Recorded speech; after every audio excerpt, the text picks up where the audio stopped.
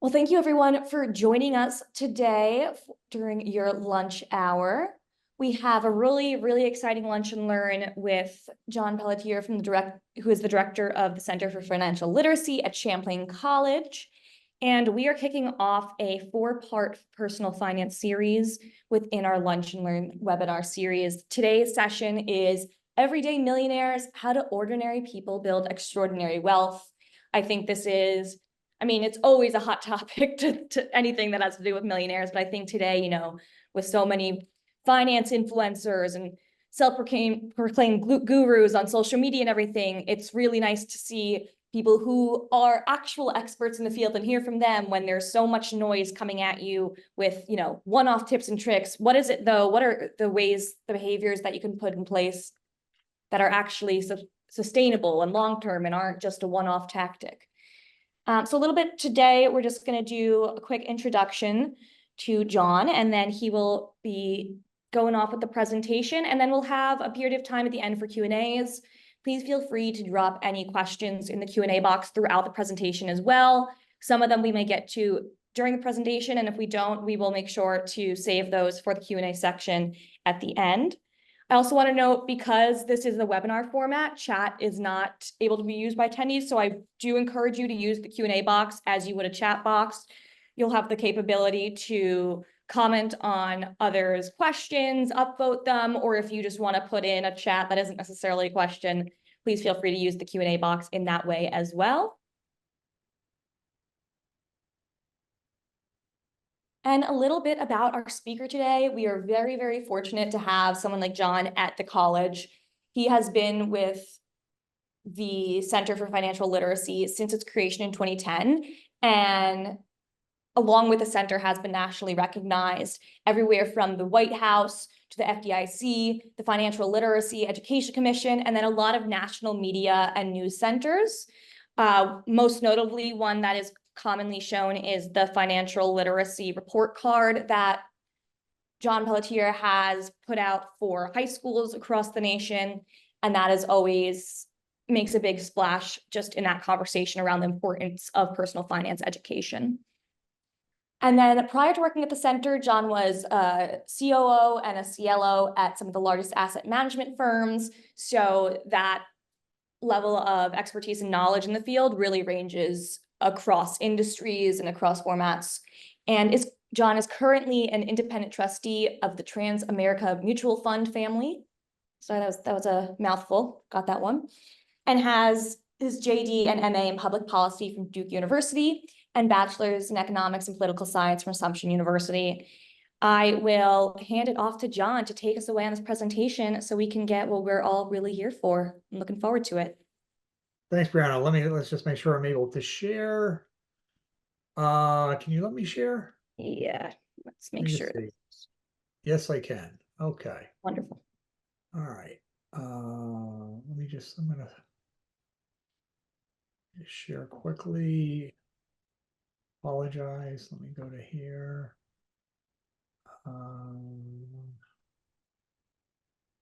Not working. Yes, good. Here we go. You can see that, Brianna? Yes. Yeah, okay, great. Thank you.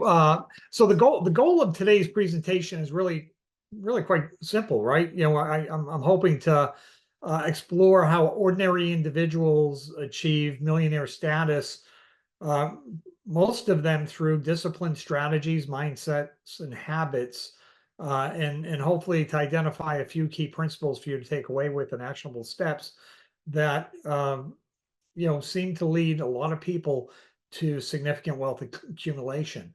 So what I've done, I tried to focus on some real data points from surveys of millionaires for this report. There's a variety of them. One is the Millionaire Next Door, which really kind of got this topic started nationally, which came out in 1996. They did very in-depth interviews with 500 millionaires, and that's been updated in 2019 with a bigger survey of almost 12,000 millionaires. And Dave Ramsey, which is a name you know, He has he funds a research group, and they've done a big survey in 2019, rather 2017 and 18, and have done some books in 2019 with more than 10,000 millionaires. And what's really interesting about this is a lot of the information hasn't changed since 1996, if you will, the secret sauce. And if you go back, there's another kind of lineage of books. One you may have heard of is kind of considered kind of a classic in this area, Think and Grow Rich by Napoleon Hill, that came out in 1937. But there are a variety of books that try to identify what makes certain people more successful than other people. Think Steve Covey's 7 Habits of Highly Effective People. Those tend to be not as data driven as the ones I wanted to focus on here. The other thing I would point out is that being a millionaire changes over time due to inflation, right? So a millionaire in 37, when Napoleon Hill was talking to them, those were people that had 22 million today, or a millionaire in 1996 when the Millionaire Next Door book came out would be 2 million today. And even the more recent studies, you'd have to have approximately 1.3 million to be a millionaire at that time due to inflation. So inflation will, and frankly, in and of itself, will increase the number of millionaires because people's incomes go up, and their investment and net worth goes up, or the value of their home. So how many millionaires are in the US? And first, let's define what a millionaire is. A millionaire is somebody with net worth of greater than $1 million. So your net worth is really simple, right? It's like an accounting entry. On one side, you take all of your debt. It could be student loan debt. It could be credit card debt, mortgage, any debt you have. And then you take all of your net worth. How much of after when you look at the value of your home minus your mortgage, how much money do you have left over if you were to sell your house today? That's part of your net worth. Your 401k or 403b or your IRA account, or maybe a taxable savings account, that equals your net worth. And I want to be clear, if you're young, right? If you're in your 20s, a lot of people have negative net worth when they're young. I did. You owe more money if you have a mortgage and student loans when you're young. That changes as you pay off that debt, and what the negatives become positives. Looking at individuals, right? So we have 334, almost 335 million people in the United States. How many of them are millionaires? UBS has, for I think almost 2 decades now, done a pretty interesting global wealth report every year. And the most recent one, they estimated that in 2023, there are almost 22 million millionaires in America. So that works out to be a little bit less than 7%, 6.6% of everyone. But in that category are young children under 18. So this number, and I think we're going to look at it a different way. I think there are more millionaires out there in terms of your neighborhood than you might think. The growth rate of millionaires was slow from the beginning of this century through 2010 because of the financial crisis, but it grew even in that horrible time by an average of 3.7% a year globally, and in the US, and the same is true more recently at a much higher growth, 6.3% growth each year of millionaires. And based on this study, the average wealth, right? So that's assets minus liabilities to get to that net worth, was just under 600,000 in 2023. Another way to look at it, and this is, I think, a more reasonable way to get your head around it, is thinking about households. So, my wife and I were in a household. Our kids are no longer with us, but when they were, we had 5 people in our household. There are a lot less households, right? There are 335 million individuals in America, but there's only 131 million households. And so when you look at a really important survey that's done periodically every 3 years by the Fed, the Survey of Consumer Finance, they have data that literally gives you every single percentile from 1% to the 99% of net worth and income and things of that nature. And you can see, based on, we adjusted the 2022 data for by inflation for 1 year, but it looks as though people who are at the 82nd percentile, meaning they make more, they have more net worth than 81% of the population, or I should say the households, equals $1 million.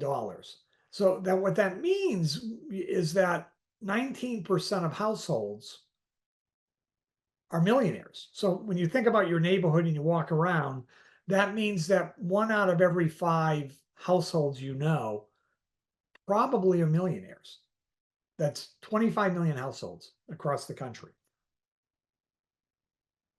So let's take a kind of a look at these surveys that have been done and some highlights of what we see from, what's the average millionaire? The average millionaire in terms of net worth is not young. The average millionaire hits that mark of $1 million in net worth at age 59. It takes time to be a millionaire, right? It takes discipline. Only 5% of millionaires were able to do that in a 10 or less year period. Go from having negative net worth to becoming a millionaire. We read a lot about those folks in Silicon Valley.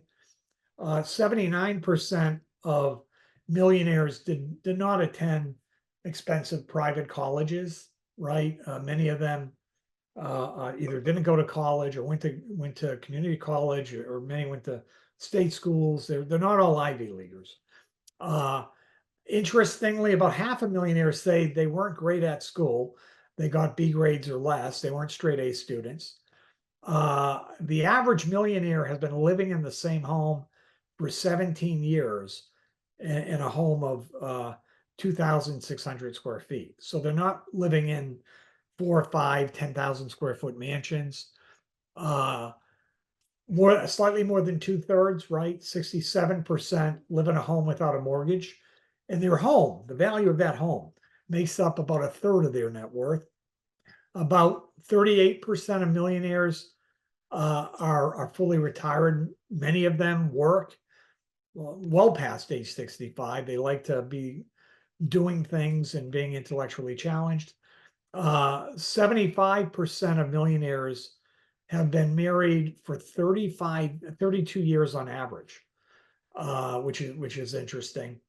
And one thing that really comes out of the data, millionaires really try to avoid debt, any sort of debt where you have to pay interest to a financial institution throughout their life. Great story of a millionaire. It's a great story nationally, but it's a nice local one for Vermont. Was this Ronald Reed, who passed away in 2014. He literally was for most of his life, was a gas station attendant. So back in the day, when you drove in to the gas station, he'd pump gas. And then after that job went away, he was a janitor. And when he passed away, he surprised a lot of people that he was worth $8 million.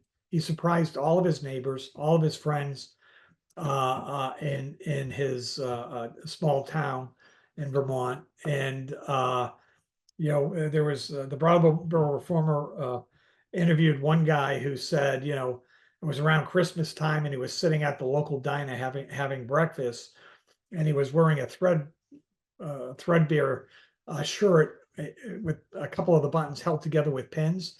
And as he was leaving, he said to the waitress, "It's Christmas. I want to buy his dinner, or rather his breakfast," and gave her money, and don't tell him who paid for it. And he was joking, saying, "I never would have bought his breakfast if I knew he was a millionaire." So how did he do it? He always spent significantly less than he made, and he would go every day. It was open to the library, and he would read at the library the Wall Street Journal and Barron's.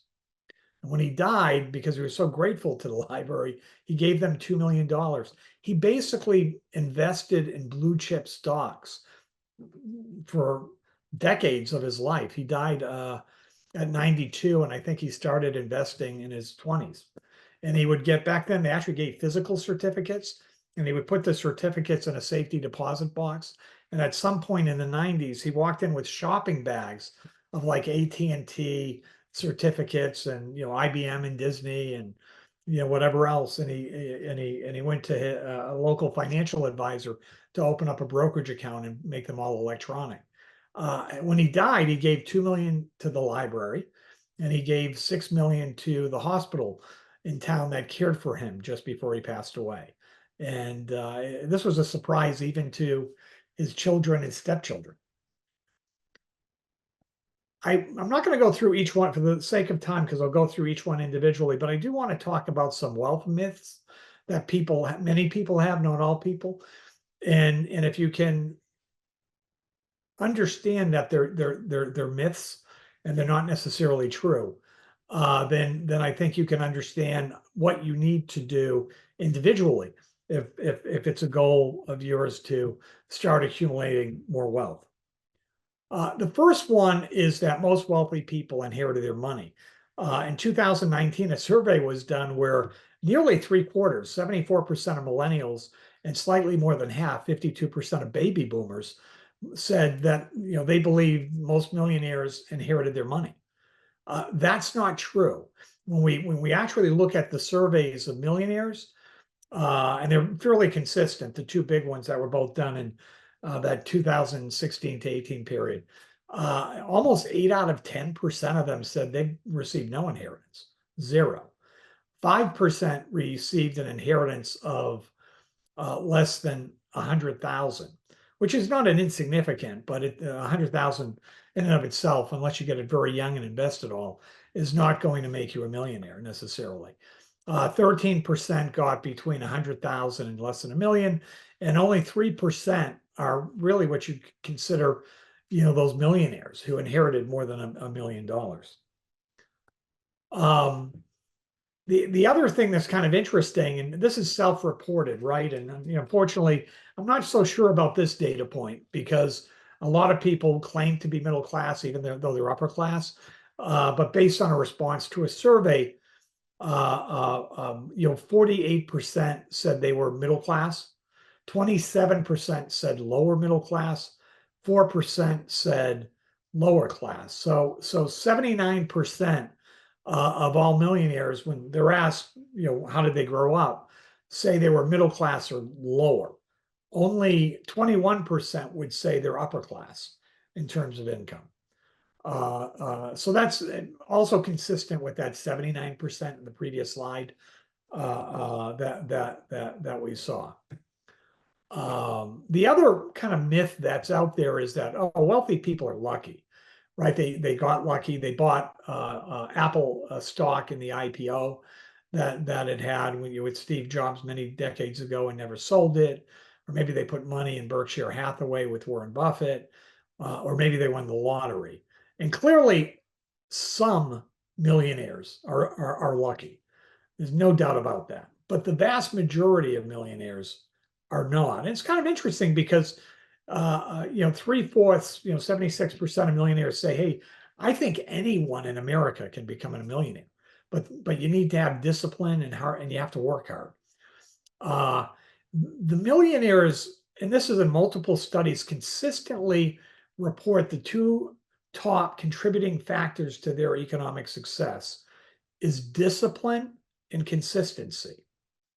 More than half of millionaires say, hey, the top factor I think holding people back from becoming a millionaire is a basic lack of financial discipline. Maybe they splurge on certain items that these millionaires maybe wouldn't. When asked what factors contributed to their net worth, 83% said just save money, right? Spend less than you earn, save it, invest it. 93% of millionaires say they got there by hard work rather than a big salary. Think about that. We're going to go into that a little bit later. And almost all millionaires, 99%, say others would describe them as hard workers. They're millionaires, 96% say they're always trying to learn new things. 95% of millionaires say they're quick to admit when they are wrong.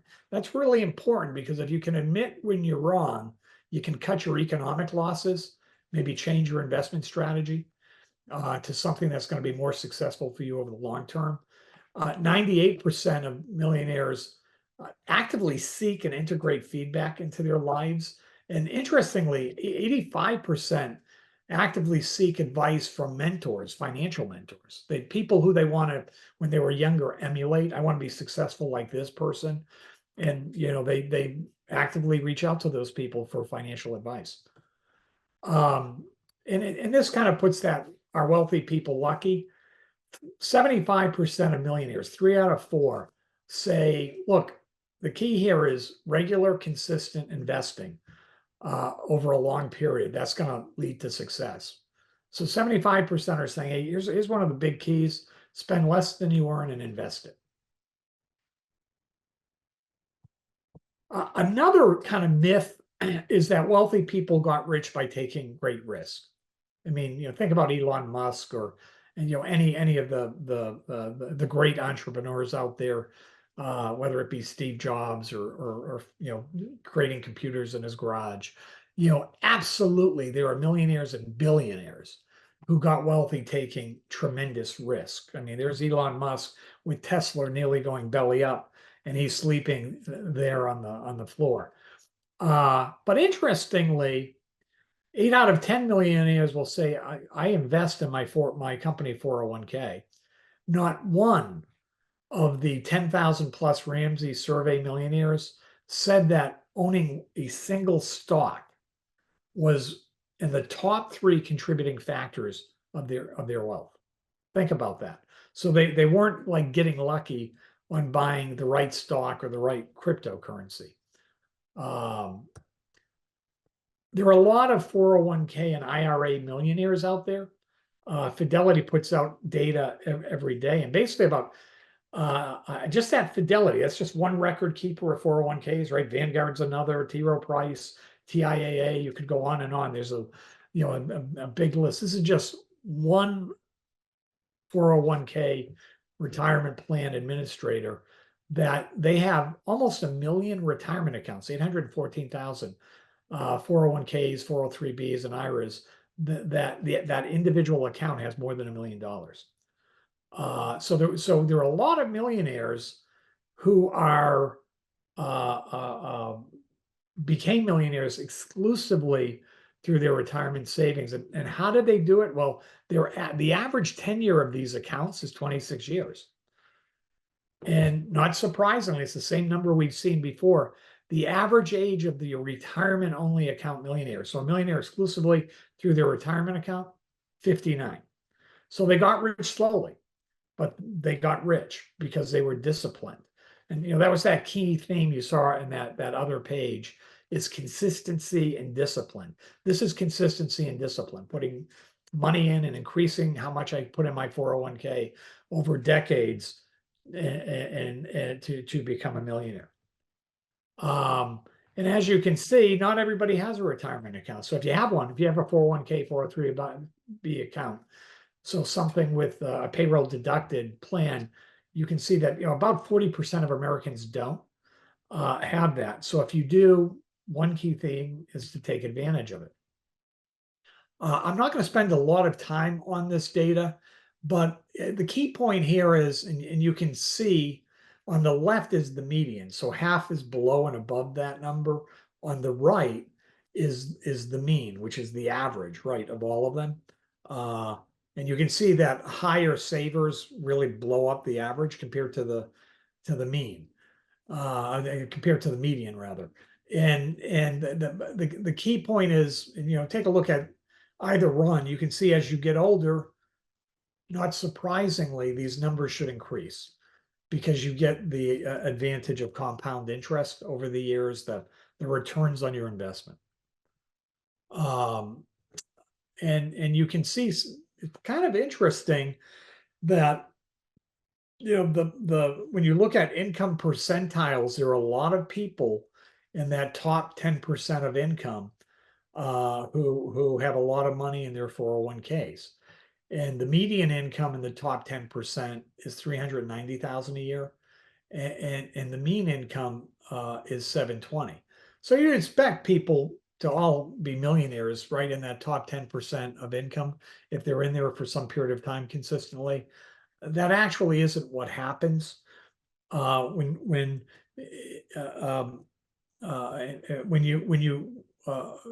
sorry, we're looking at this as the income, but when you look at it by net worth, I mean, you can see that the top 10% doesn't match of net worth doesn't match income.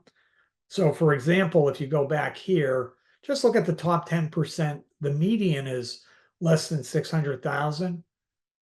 But in terms of net worth, it's 900,000, the median. And so what you have there are people who are great savers who don't have necessarily these higher top 10% incomes that are making it into this millionaire club of 401k and 403b accounts. And you can see the median net worth in the top 10%, according to the Fed, is about 2.7 million with an average of 6.5 million.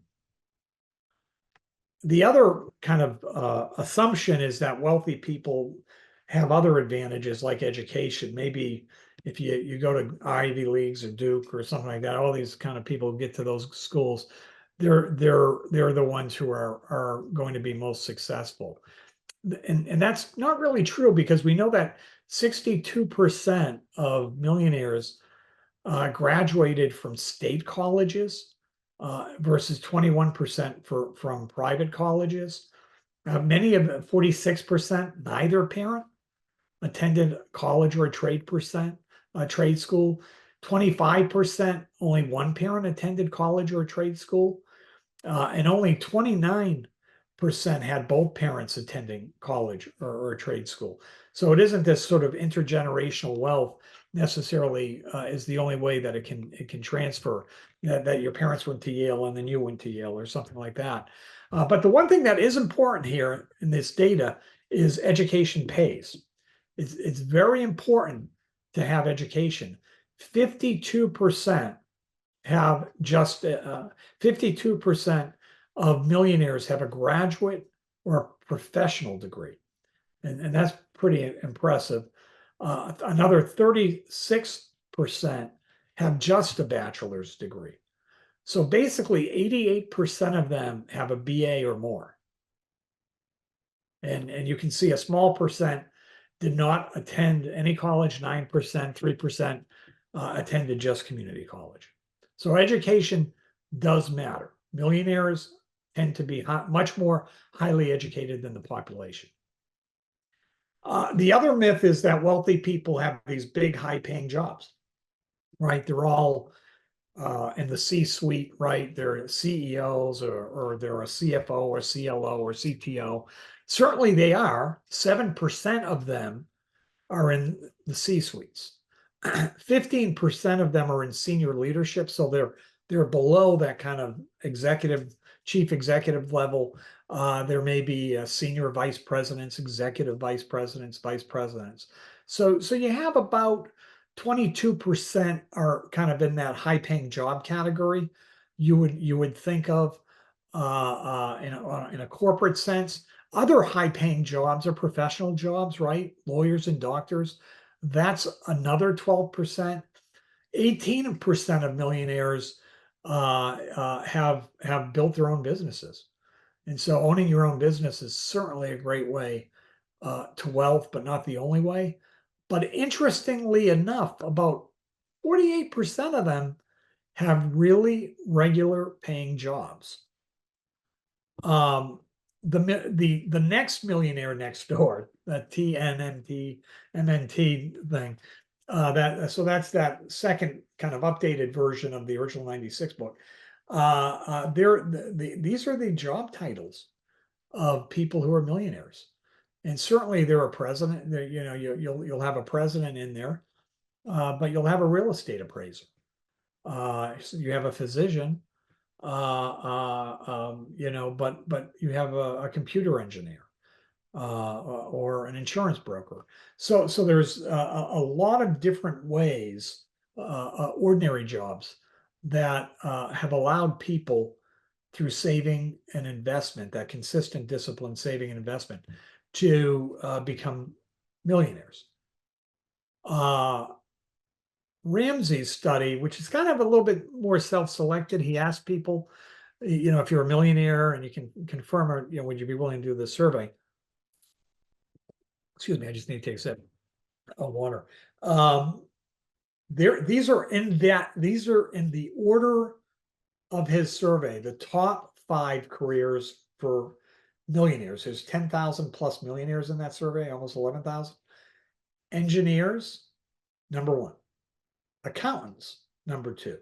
These are very math-based people, so I think they're more likely to get concepts like compound interest and how it works positively with investing and saving, and really negatively with debt. Teachers, that's kind of, I'm not talking professors, teachers. People in management, which you saw in the previous slide, that would include those CEO suites and executive leadership like SVPs, VPs, senior VPs, EVPs, attorneys, right? So you certainly have a couple of those other categories covered, but all of them highly educated. Every one of these you'd expect them to have high education. Many have masters. More than half of teachers across the country in public school have masters of education. Income equals wealth. There's a view that many have there that rich people, people who are in the top decile of income, are wealthy. Some of them are, and quite a few are.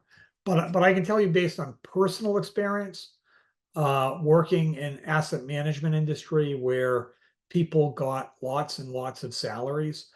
I worked in organizations where 2/3 of your income could be in bonus. In some years, your bonus, because the markets were terrible, was 0. In some years, it was really quite good.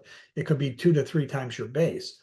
There were people like me who always lived on our base income and never counted on the bonuses. And I worked with other people who racked up crazy debts, driving expensive cars, spending easily 3,000 to 4,000 for a suit. Fitted everything, not buying anything off the rack. They had issues when we had bad bonuses, because they were actually living off of more than their income. They had debt that exceeded their base salary plus bonus during certain years, and many of them had to struggle and pull out personal loans at a difficult time. Here's a great survey I just love this question because it really kind of puts it in mind. If income equals wealth, why is it that 57% of millionaires always use a written grocery list, according to Ramsey's study? Right. And 20, so 57% make a list and somewhat stick to it. 28% have literally, when they go to the grocery store, a list that I'm going to just buy these 8 things, and that's all they buy. There's no impulse purchase in any aisle. And only 15% don't make a list. A third of millionaires say they never had a salary of 100,000 or more. A third. Nearly a third of millionaires say that their average household income was 100,000, and 7%, only 7%, to put that in perspective, said they averaged $2,000 of income over the course of their career. So these are this is an extraordinary income that these millionaires have. It's certainly above median, but it's not extraordinary numbers. So really, to get that concept home, wealth isn't income. Income is not wealth. Wealth is what you accumulate. Income is just what you earn over a period of time. To get wealth, you have to spend less than you make each and every year, and you need to put it aside in saving and investing. So big paychecks don't necessarily lead to wealth. One is not equal to another. We're going to talk about doctors in a little bit because they're an interesting data point in a lot of studies that I think is interesting. So I've got an example on the bottom, and this would be like these are people, that I knew, where you work with somebody like Jane, who was this highfalutin portfolio manager on a mutual fund, and she expected $1 million in income or more, and you know she had a bad year and maybe made $1 million instead of the 1.5 million or 2 million she was expecting. But her spending is $1 million too. And those down years, she's negatively impacting her net worth. So in this 1 year, if she makes $1 million, but she was expecting more and she spends $1 million too in expenses a year, her net worth is down by 200,000. There's a great line in the sort of a portrait of a millionaire, and they have different data points. I just pulled one from this is the next millionaire next door. So this would be maybe 2015-16 data, I think.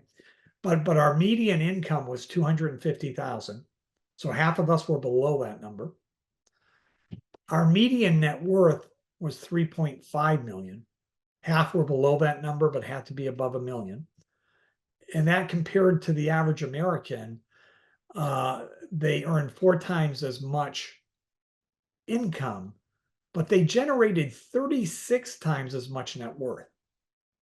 And that's the power of compounding over time. And here's a great way of looking at income doesn't equal wealth.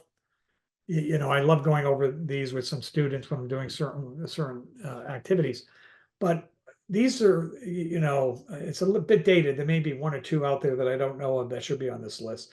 But at the time I put this together a while back, these were the top 10 athlete bankruptcies by career.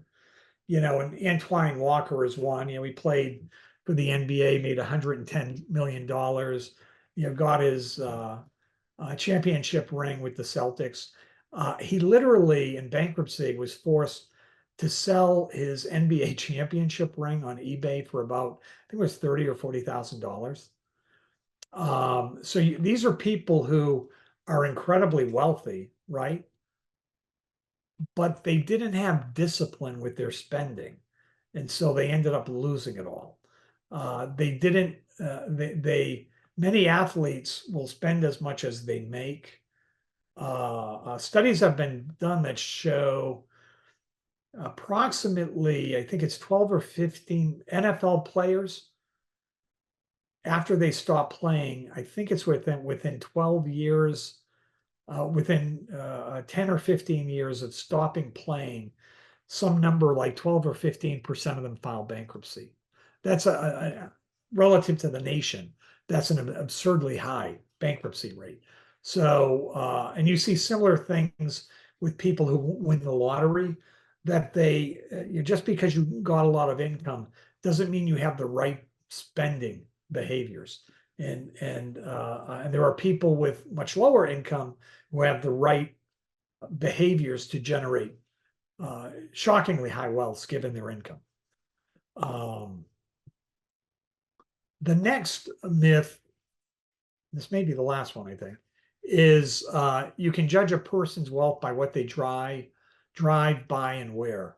I can tell you based on significant personal experience that there were people who I knew in my profession in the asset management industry who nearly filed for bankruptcy, and I know some who have, that they thought because they had a certain status and a job, they had to spend a certain way to keep up with the Joneses, if they, their peers in the workplace. And so I have known some that have lived frugally and have enormous wealth, and I have known some who literally, frankly, kind of pissed it all away. They just spent it, and it all dissipated, unfortunately. So when you look at some of the data points of millionaires from these two, like 20,000+ data points, only 7%, think about that, 93% would not say this. only 7%, less than 1 out of 10 millionaires, felt pressure to keep up with their friends or their families or their neighbors when it came to spending. That's really critical, that not feeling it's necessary for me to dress like everyone else, to have homes like everyone else, to drive the same cars as everyone else. 96% of millionaires never, think about that, never, not once, carried a balance on their credit card, and 73 on their never carried a credit card on their balance right now, and 73%, almost three quarters, never carried it in their entire life. So they don't like debt. They avoid debt. They won't buy stuff if they don't know how they're going to pay for it. They don't buy it on credit. They don't do buy now, pay later. The average millionaire drives a 4-year-old car with 41,000 miles.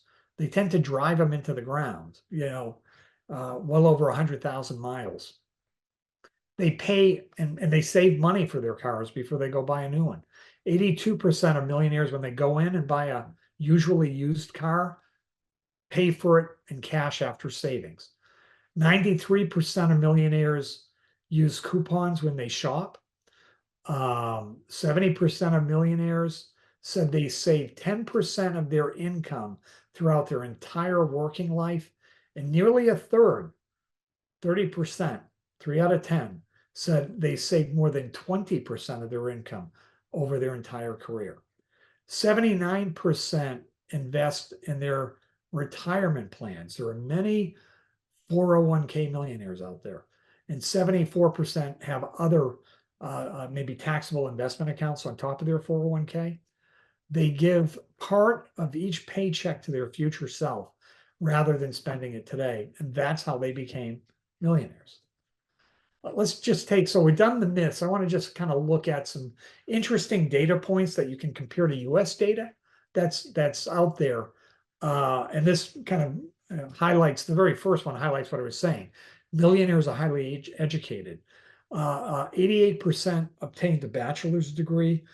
At the time, I think that's the 2016 data point, 33% in the US were getting a bachelor's degree, or of all the people in the US, 18 and above had a bachelor's degree. You can see 52% had a professional degree or a graduate degree compared to 12% in the nation of adults. They say 94% say they live on less than they earn. And you go, well, what about the other 6%? I bet you a bunch of those, unless they're trust funders, they're probably in retirement. That's what you do in retirement. You actually dip into the savings that you've built up. That compares to 55% of people in the US who say I spend less than I make. They always save for a big expense, like say an auto, or it could be their children's college. 94% 95% say that they save for big expenses, compared to 67% for the rest of the nation. They stick to budgets they created, 93% versus 77% across the nation. They develop a long-term plan for their money. I think this is really important, long-term thinking. And so they've thought about, where do I want to be when I'm, say, 65 or 68? And they've got a long-term plan. 92% of them have done that versus 60% saying they're doing it in the US. And some interesting behavioral things, which I found surprising. The ones who said they exercise 3 or more times a week, 80% versus 55% for the rest of the country. They say they're early risers, 70% versus 40% for the rest of the country. They don't tend to watch a lot of TV, for example. Are they married? 80% say they're married, 49% say they're not. Although we're not going to go over that today. Divorce is, I always say, if you're going to marry someone, make sure you do your best to make it work, because when you get a divorce, it's financially painful for both people involved in the marriage, and it's a wealth destructor. That doesn't mean you can't be divorced and be a millionaire. Obviously, you can. It just makes it a little bit harder. It's easier when you stay married, and you can see that in the next statistic. 63% say they're still in their first marriage, versus 38% saying that in the U.S. And some people are unmarried, so that's I don't want to say this is of all married people. Did they have divorced parents? Many of them didn't, much less than the nation. They're quite giving. They give to charities regularly, 55% versus 28% of the nation. And a lot of them didn't take out student loans for their bachelor's degree. That certainly gives people a leg up if they were lucky enough not to do that. 68% versus 49. So if you're trying to figure out, am I on track to be a millionaire? I'm going to give you a calculation, but for those of you like under 40 or 45, please don't freak out. Your number is probably going to be negative, and that's okay. But this is a better statistic to use as you get over 40. And it's the best way to think about it. This is from the Millionaire Next Door. And they say, look, what's my expected net worth? Your expected net worth is taking your age times your income and multiplying it by 10%. 0.10 is 10%. So here's an example. So let's assume you have a couple that's approximately at median household income of say 75,000. It's actually higher than that, but I wanted to give a lower example. So if you have a household at 75,000 in total income, and the couple is both age 40, you would take that age times the income and multiply it by 10%. The expected net worth would be 300,000. And my guess is a lot of that could be in a house and in a 401k plan. The authors of The Millionaire Next Door broke people up into three categories. Prodigious accumulators of wealth, and everyone who was a millionaire next door tended to be what they called PAWs, right? PAWs. They saved a lot more than you would have expected based on this formula.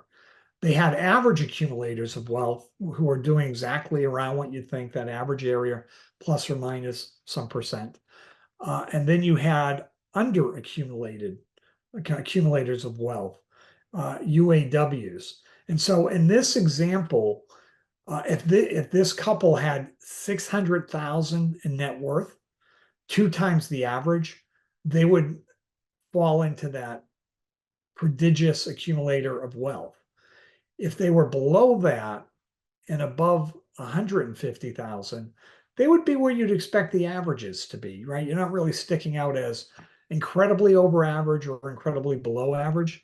If you had less than 1/2 of the average, then you would be an under accumulator of your net worth.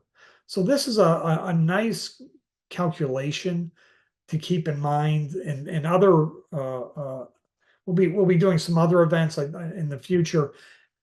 I'll give you different data then. Many millionaires are from ordinary careers and they're prodigious accumulators of wealth. They save a lot and they invest a lot, and they invest in things like equity securities, say the S&P 500 index from Vanguard, either the fund or the ETF. That's going to give them, over a long period of time, about a 9% average annual return. Interestingly, physicians, it's a high income occupation, but for every prodigious accumulator of wealth, there are 2 that are under accumulators of wealth. And part of it is doctors and surveys that have done, they feel because they have this title that they have to live up to this image and drive a certain car, live in a certain house, and be in certain social clubs, maybe, like a country club. So, here's a way to think about how we keep talking about discipline and consistency. Here's something consistent. What if you're 22-year-old you're 22 years old and you could save 2,400 a year until you're age 65.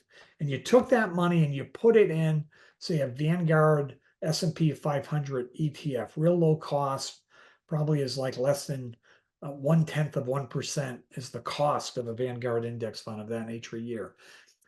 And you got an average annual return of 9%. You go, wait, John, is that high? No, actually, that's low. Historically, it would look higher. 9 is a reasonable very long-term expectation.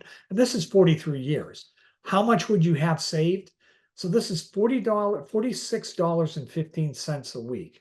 If that's how much you saved every week and you put into this index fund, you, at the end of 43 years, when you're age 65, you'd have saved $103,000, but you'd have $1.1 million in that account. So basically, more than $1 million of this is accumulated earnings on the investment. It's compound interest. That's the power of compound interest over decades. So if you start, the younger you start, the greater the benefit of compounding, and we'll talk about that later in the other classes that we do. So we'll close it up with this slide. What are the keys? Discipline, saving, and investing. Having that long-term mindset. Don't think short-term. Create financial plans for yourself with decades in mind. I'm doing it today for that 68-year-old self. Education is key, clearly, because that's going to give you jobs that maybe are going to pay more, and self-improvement. But the one thing that's really interesting in the studies, they're constantly trying to improve themselves. So what do we know? Millionaires get good education. They work long, hard, smart. They spend less than they make. They try to avoid debt as much as possible. They always pay their bills on time. They buy their cars for cash and keep them for a long time. They usually buy used cars. They have emergency funds. They've saved early when they were young, and they do it often. They invest in stocks and mutual funds for the long term. They don't try to keep up with the Joneses, with their friends, their neighbors, their relatives. They take full advantage of their employer benefits, like the pension plan, if there's a pension, a 401k, retirement plan of some sort, an HSA. They create other income streams. A lot of them try to find other gigs on the side to increase their income. Many of them start saving for their kids, like literally right after they're born, for the college education fund, and they seek out financial advice from either professionals or friends or books, the internet, things of that nature. And with that, I'd be happy to turn it over to questions. Yes, we did have one question came in. Oh, well, one person was noting that they did become a millionaire by setting aside 15% of their pay in a TSP federal, like a 401k for 20 years of service. So that was just an example of something that you were talking about. But we did have a question. Are there stats on the millionaires by gender? Yeah, I mean, there are more male. If you're looking individually, there are more male than female. There's as you would expect, there's somewhat of a differential in that in the same way there's gender income differentials, but it's seems to be more tied to that. Actually, interestingly enough, if you're looking at who exhibits what I would consider to be better investing behavior, females do over males. Males are, they're, I don't know, the testosterone or whatever, they're more likely to kind of trade a lot and lose a lot of money trading and always trying to find the next thing. Women are naturally, they seem to be better long-term planners and investors. And I don't know why that is, but that is true. And studies actually, even, I mean, talking like Journal of Investing studies have shown that female portfolio managers are better than male portfolio managers. So, and anyway, that's just, yeah, not by a huge amount, but it's statistically significant. And I'd say a lot of the studies that you look at, you can generally also look at them by demographics. So sometimes they'll give you the option to, look at results based on a certain age or a certain gender or certain another demographic. So that's something if you're cruising any of those. And then there was another question.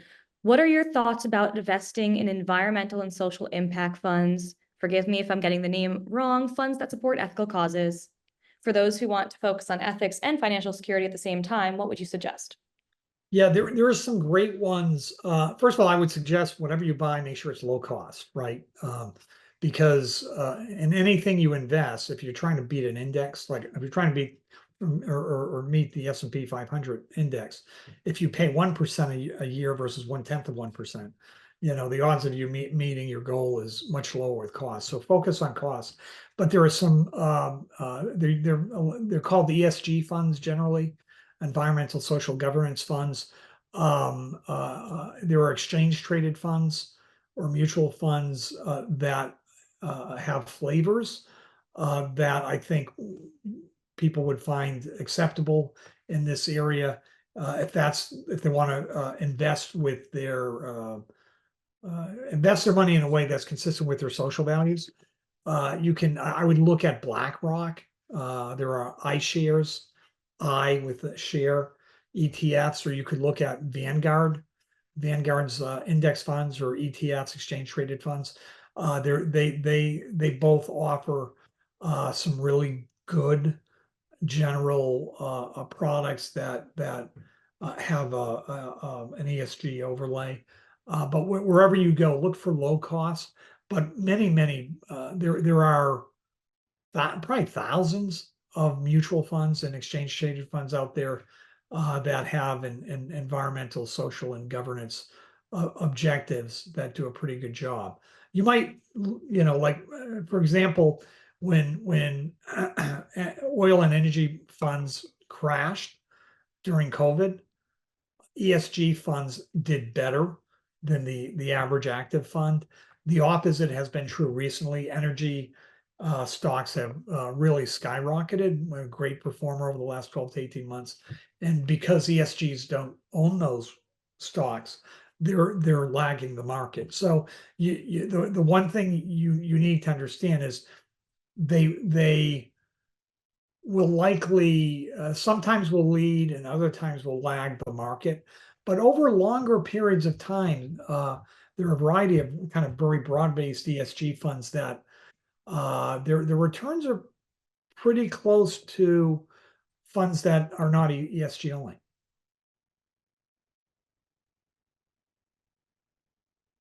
Oh, I can't hear you. Sorry, I know we're coming up on time, but just don't worry, we will be continuing conversations around finances. I just want to share the upcoming events, and emails will be going out with links to register. But a lot of those concepts that John mentioned, I know particularly for me, investing sounds terrifying to me, and a lot of those words I did not know. So I will definitely be looking forward to the key investing concepts session coming up, but definitely we'll be continuing these conversations. And I know there's a few more questions that started to come in, and we can definitely look at how we can bring those topics into future sessions. But I really appreciate everyone coming out today. And just a reminder to please fill out the feedback forms that we'll be sending out. It's really helpful to make sure that these sessions are bringing value to you as well. Thank you so much, John, for joining us, and to everyone who attended. Thank you all for attending. I greatly appreciate your time.